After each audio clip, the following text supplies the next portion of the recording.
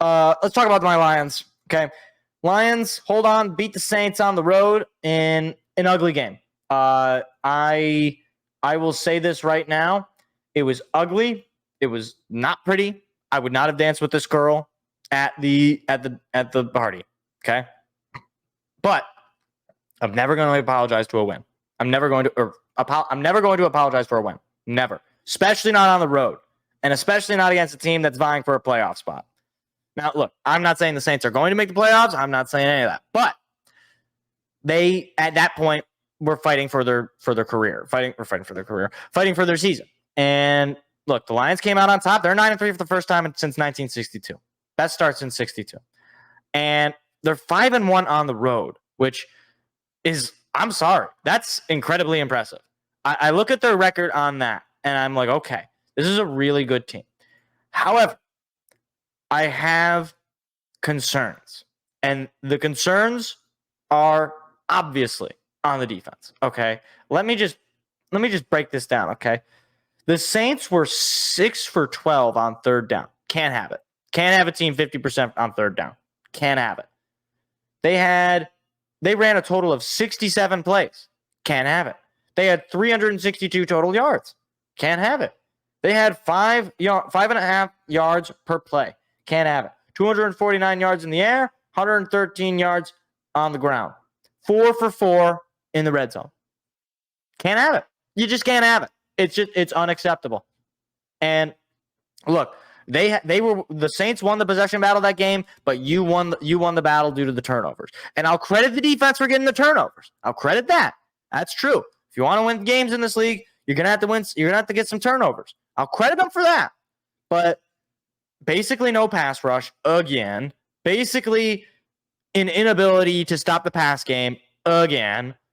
Odds are we basically won this game because we didn't turn the ball over and Derek Carr got murdered. That's basically what it was. Like the thing about it is Aaron Glenn, to me, this is a scheming problem. Okay. During the broadcast, I'm pointing this out. It's like, okay, they are switching out Derek Carr for Taysom Hill at quarterback. 9 times out of 10, he is going to run with it. It's going to be a QB design run. And he was beating us basically every time where he was picking up, 3, 4, 5, maybe even 10, 12 yards. And it's like, how can you not see that coming? Aaron Glenn, you were coach. You were in that staff in New Orleans just a few seasons ago. I'm pretty sure you coached Taysom Hill.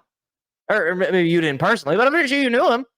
I mean, like, shouldn't you have some idea of how this offense is going to operate? It seems indicative to me that Aaron Glenn just really can't scheme. Like, he has some guys on the team. Now, granted, we were down Alex Anzalone. We've been down our secondary, but you knew that going into the game. And that's the thing. It's not like a live game adjustment where, look, it's you still got to be able to do it, but it's at least understandable if you lose, Aiden Hutchinson or something. Okay, I understand. It's hard to just immediately adjust to that. But you knew what you were dealing with going into this game. And you made Derek Carr look like Derek Carr of 5, 6, 7 years ago. Like, Derek Carr threw for 226 yards. He averaged 10 yards per throw. He averaged a first down every time he got the ball in the air. He had a touchdown and 1 interception, and he was just sacked a couple of times. I mean, you can't have it. You can't have that happen. It's just not, it's not acceptable.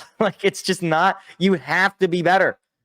And look, I'm concerned about going into the Bears because the Bears offensively, they can be pretty deadly, especially with Justin Fields on the move. And we show we can't even sack Derek Carr consistently. So Aaron Glenn's going to have to figure something out for that Chicago game. That is going to be a big game. No, not just for the rest of this season, but you if you can go in and beat Chicago, and look, I don't care how you do it. Again, I'm never going to complain about a win. I'm never going to apologize about a win. I don't care if you win the game, 3-0. Okay, go out and win the game. And that is it's concerning. It's concerning on this defense, especially given the fact that the injuries keep piling up, and If you can't scheme when your team is more healthy than when it's not, it's going to be much more difficult than when your team is, onto their second and third string guys. The other thing I wanted to point out is the offense. I mean, look, you get off to a great start, 21-0. But then after that, you don't score a touchdown until the fourth quarter. I mean, what are we doing? Jared Goff is playing himself out of a contract. He had 213 yards and a couple of touchdowns. It wasn't awful, but it wasn't like, okay, we need to extend this guy right now. Like, certainly wasn't, that. And we just can't finish drives. The red zone offense for this team has become a concern. And now, granted, look, you're 3 for 5, but you got to consider the fact that 2 of those 3 you started in basically the red zone. Like, 2 of those 3, I believe. I could be wrong on exactly where the spotting was, but the first one for sure, you were, you got the ball on the interception. That was into the red zone. I want to say the fumble was also in the red zone.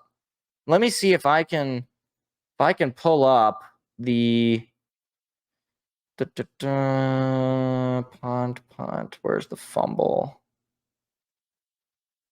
Oh, this is the first quarter, right?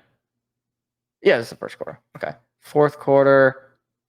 Or no, end of quarter 2. What? Wait, huh? What? Why did it say end quarter 2? Okay, I think this is the fumble. Derek Carr fumbles, -1 yard. Okay, we weren't even in the red zone in that second one. So let's see. We had the Sam Laporta touchdown. We had the Branch touchdown, or not the Branch touchdown. We had the fumble the interception touchdown. Oh wait, no, those are the same. That one, David Montgomery. What was the other one? When else did we score? It had to be the JMO one then. Okay, let's see.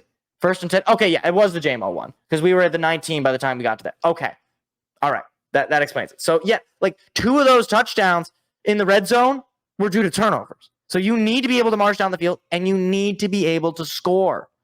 Like it is becoming a concern for this offense. You have to be able to do it. It's a part of being a good offense is not just scoring when you get the ball at the 25. It's scoring when you get the ball at your own 25. Like, we were doing this before at the beginning of the season where we were marching down the field slowly but surely and then finishing a drive with a touchdown. So you got to do it. You got to just figure it out. And I'm not one of these Ben Johnson haters because those people are complete idiots. This offense is still very, very good. It's not easy to score 33 points regularly in this league. So that we need to just get rid of that. That idea is just absurd.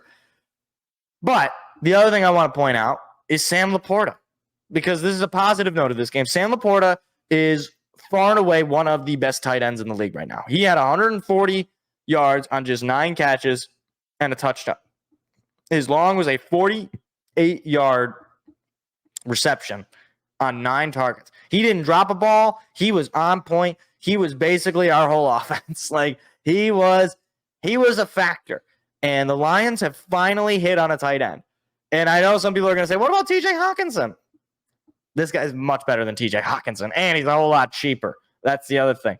Like, St. Brown didn't even really have that great of a game. 2 for 6, 49 yards.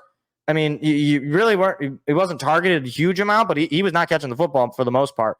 But Sam Laporta came in. He was basically the way the offense was running at that point. You give the ball to the hot hand, and it was working. Just throw the ball to Sam Laporta. Why not? It just was what it was. And, look, I think that Sam Laporta – I think he's going to be on the level of a Travis Kelce, of a George Kittle, of a Mark Andrews. I think that's the kind of tight end that we got here in Detroit. And that is a consolation because it tells me that this is, even if we don't, get to where we want to be in this year, even if we don't win the Super Bowl this year, we have a really solid foundation of young players that are getting better and that are just growing together. You have St. Brown, you have Laporta, you have JMO, who's becoming more of a factor in this offense. You have Jahmyr Gibbs. You just have a lot more that you're building upon on this offense. A lot of just different weapons. It reminds me of San Francisco, where they have McCaffrey, they have Kittle, they have Debo, they have Ayuk. It's just like a never-ending supply. And then you probably have some guys that I can't even remember. Like, it's just a never-ending supply of guys where defense is just like, how are we going to stop all these guys? We don't know what to do. We have no idea what to do. Now, again, I talked about it. The defense just needs to get better. If we can shore up this defense, and look, the injuries have been a major concern. And speaking of injuries, Aleem McNeil added to the IR. That's a huge loss, especially coming into that Chicago game where you are going to need to basically be perfect on defense.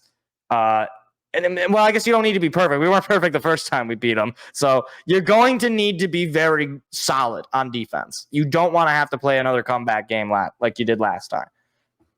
So it's going to be tough. I think that is going to be a very tough game. Soldier Field, Bears, the divisional opponent, they're coming off their bye. They're feeling good about themselves. And I mean, we're not feeling good about ourselves. We're coming off a victory, but the injuries are catching up, and it's going to be tough. It's going to be one of the tougher games. And I said at the beginning of the season, I think this team can win 12 games. And I really still think they can. They got the Bears, the Broncos, Vikings twice, and the Cowboys. So that's 5 more games. I need them to win 3 out of 5. And I look at that and I'm like, okay, yeah, I think they could win 3 out of this next 5 games. I do. I don't know what that combination will be. It could be Bears, Broncos, Vikings. It could be Bears, Cowboys, Vikings. It could be Broncos, Cowboys, Vikings. It could be Vikings twice. It could be Vikings twice and Bears. I don't know. It could be any combination of it, but I think they can do it. But Aaron Glenn needs to figure it out on defense, and we need to figure it out on offense for finishing drives if we want to go far, for sure. No doubt about it. Hey there, what you just watched was actually a clip from a larger show that we do every Tuesday night. What are you doing Tuesday night? Go ahead and hit the subscribe button and the like button so that you don't miss out on any more of our weekly shows every single Tuesday at 7 p.m. Eastern Standard Time. Hope to see you there.